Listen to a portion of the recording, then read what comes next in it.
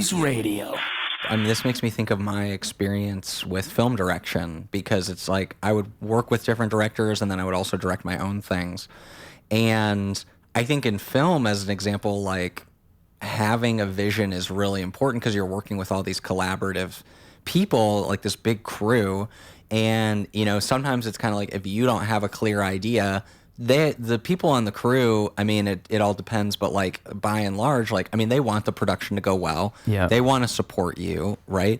And so sometimes it's like if we're hitting a bottleneck and we only have so much time, we're, you know, every moment we're not making a decision, we're falling a little behind. Yeah. All these people around you, they want to like give you ideas and they want to support you and like make something happen, Yeah. right? And so, you know, one of two things or three things can happen there. It's like you as the director, it's like you might have your own vision of what we need to do and only you understand truly what that is, right?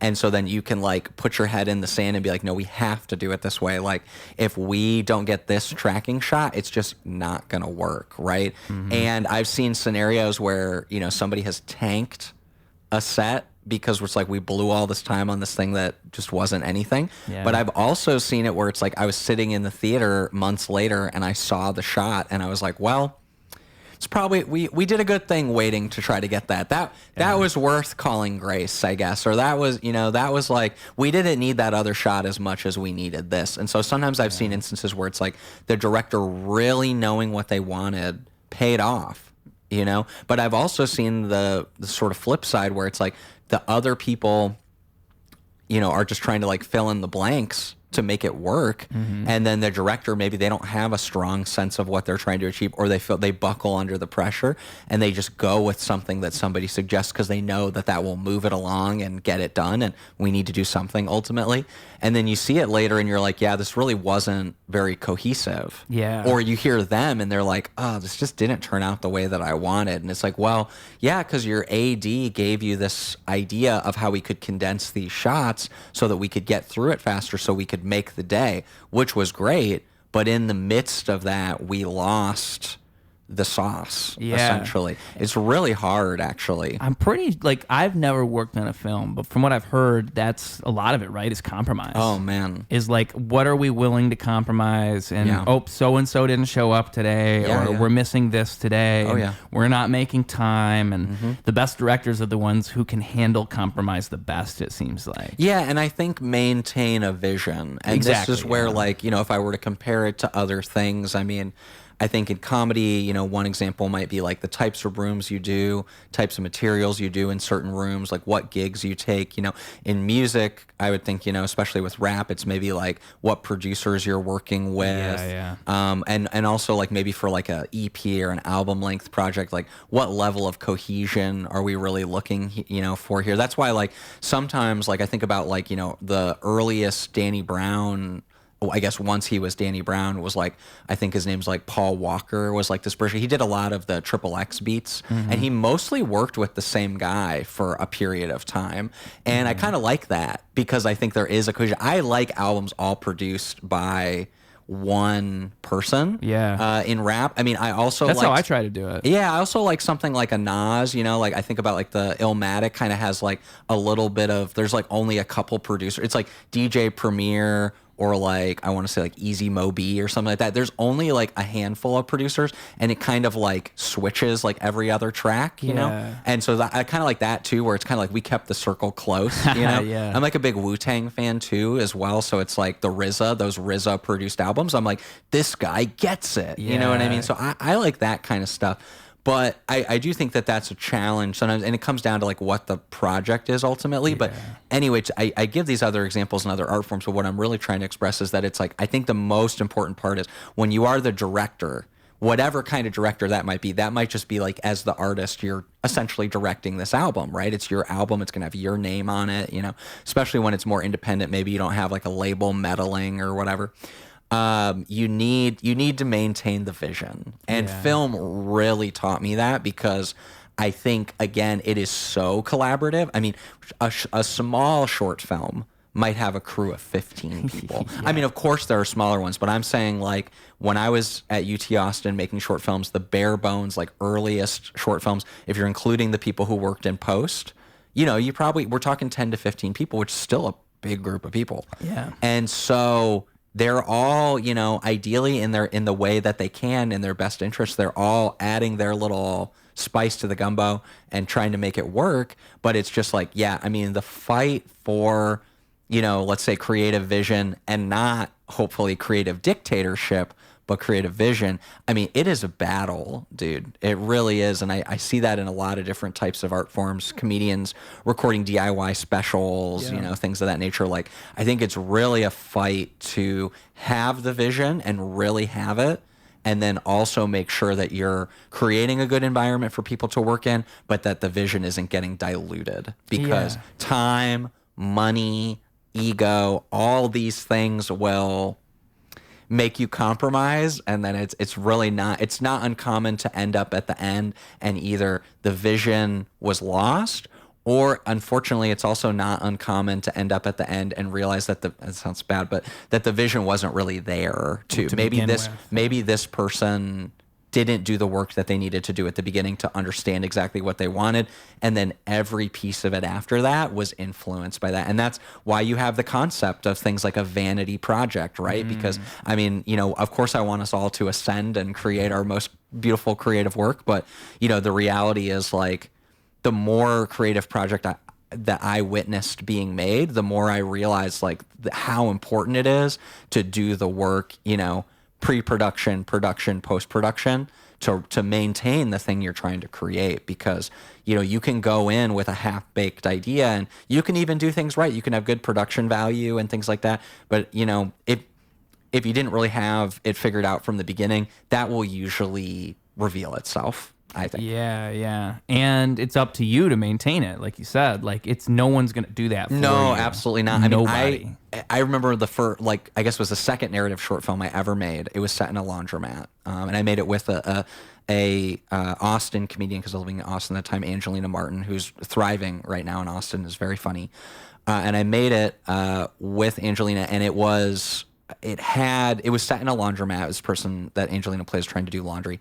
And I was so new to narrative filmmaking because I'd done more doc, that I didn't even realize, like, I needed a production designer. You know, I needed somebody to, like, you know, dress up this laundromat a little bit, because the whole point of the story was that it's like an empty laundromat, but you know, that's fine, but that doesn't mean, like, we're not going to have, like, a single prop in here. Yeah. So, you know, I remember I went to a laundry facility, or like, it was like a bulk clothing place where you could buy a bunch of like used clothing. And I bought all of this laundry that I was going to put in there.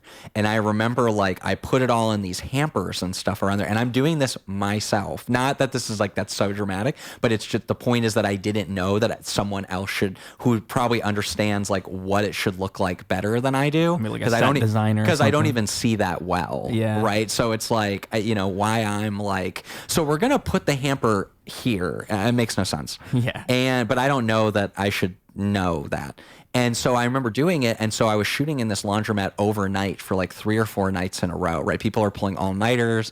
I mean, somebody on the crew told me they'd never pulled an all-nighter before, so it's like, we're just making the best of it, right?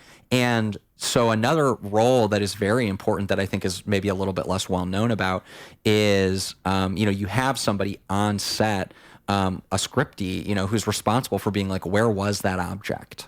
Are we putting it back in the same place? Because you come back the next day, it's like, did we put the hamper back in the same place? Was that light on? Yeah. What are you, you know, were you wearing that shirt? That's how you get continuity errors. Yes, exactly. And so the script supervisor is responsible for that. And that's also things like making sure that the lines on the page are said. Yeah. Because you might leave out a detail, and then it's like, you go back and you listen to it later and you're like, well, we didn't clarify. And you shot that 3 months ago. That the laundromat is not open at this time. Yeah. You didn't say that, so now the audience isn't going to know that. So now either we have to work around that, or hopefully they said it in a different take, or we're recording ADR lines to fix it. The whole point of this is I'm putting the laundry on the table. My script supervisor, like 5 jobs. Yeah. And that's, you know, that's DIY filmmaking. That's indie filmmaking. That's fine. But my whole thing is that, I'm like doing all those things, and I just don't even know better, and to your point, like, other people will try to support you, but also like at a certain level of DIY-ness too, I think if you're not like communicating and delegating like what's even important, they're not even gonna know. So it's like, I feel like that's an example. The whole point of this story is that I'm putting the laundry in the baskets and putting it on the table. And it's like, I don't even, would it have been nice to have had somebody else there to worry about that? Yeah. But also, was I even like really taking the time to communicate, like, this is the level of set dressing that I'm doing for this thing? I think that's how you can end up sometimes in like almost this, I've seen it on sets before.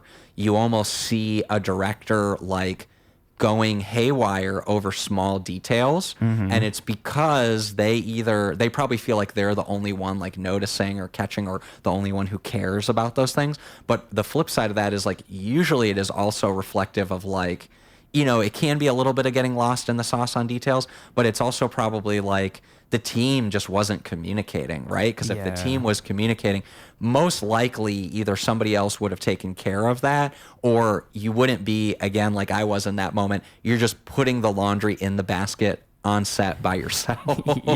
That's not a story about like what other people didn't do right. It's a story about me needing to learn how to communicate and delegate more as I did more of these projects. Yeah, which is probably how it tends to go, like with filmmakers. You probably do end up having that type of experience. Oh, yeah. Where it's like, I didn't have to do that, but it's your first film, it's your second film. Like, how are you supposed to know unless you've been on a set before? Right? Yeah, absolutely. And like filmmaking, I think it's something that's easy to look at from the outside in and go, oh, that movie just sucks. It's so easy to just look at a movie and say it sucks. And a lot of them do. Yeah, a lot of them do. And the truth of it is way more in like, it's that gray area again. It's like, it's not really simple as it's good or bad. It's like a film is such a complex thing. It's a miracle that anything even gets made. Like the fact that things get finished is amazing. So I agree. Just take that first. Like, look at that part first. Okay, well, it's a miracle this got done.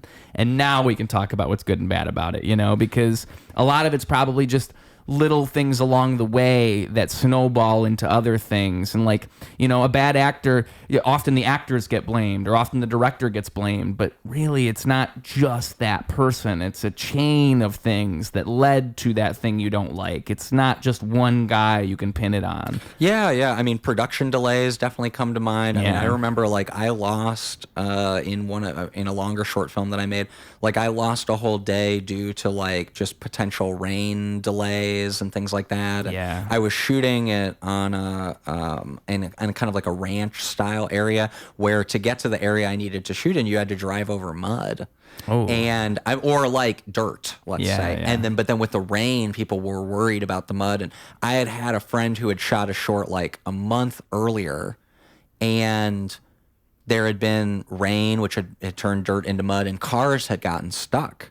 And so I'm over here, and I can't drive, by the way. I mean, I have all these drivers and, but it's like my crew, it's like, stitched together with all these different cars and the U-Haul and all these different things. This was like a pretty ambitious production at the time for me. And I'm like, do I want to send all these cars along this road where like if it's rained too much, some of them might get stuck? And then I'm the one, like I'm the, that's where like people will say sometimes with film, the longer you do it, or like the more ambitious the production, the more it becomes almost like, they call it like a company move, or it almost becomes in a way like militaristic, I would argue, because it's like you got walkie-talkies, all this sort of stuff. And so it's like, okay, I'm the general, right, in this situation, and I'm going, Autobots roll out, you know what I mean? But then if they get stuck, that's on me, dude. So it's like, I remember losing a day, and I mean, I was just talking about this with one of the people, with my composer for the short, like in the last week or two. We were reminiscing, because when I work with him as the guy who makes the music for the film, he gets the footage and we talk about it, but every once in a while I'd like give him a little lore. I'd be like, oh yeah, like when we talk about this performance, this happened. And I'm like, we were talking about some of the footage on some of the days. And I'm like, well, a good thing to keep in mind is we were supposed to have this extra day, and then we didn't. So it's like, they seem a little, you can see it in the performance a little bit, and it's like, rushed well, aspect of it, yeah. you know, what you don't know and what no one will ever really know is that we lost this day. So we were shooting a lot more in those following days because we, you know, and it's like maybe everybody would have been a little bit more like, you know, if that hadn't happened. But those are the things nobody will ever know. Now, I don't go, so that's my excuse. I hope, you know, I hope you guys still like it. Yeah, it's just like filmmaking 101. Yeah, it's just, it is what it is. But to your point, I mean, there are a lot of things that come along with it. It's part of what became appealing to me at a certain point about comedy is I get on stage and, you know, I mean, fingers crossed the microphone works, but you know, it's relying on you and you alone. Yeah. And I mean, I still like to think that I'm doing both. I didn't just turn my back on that as soon as I picked up a microphone. But I do appreciate that aspect of kind of like you show up, you're responsible for your performance. I mean, yeah, of course there's other things. And if you go further and you want to like do a special or something, I mean, eventually you will have to, you know, your social media marketing, you have to have creative input on what you're doing. So that doesn't go away. But man, I mean, you know, yeah, sometimes I'm like, I just need to take the train to the club.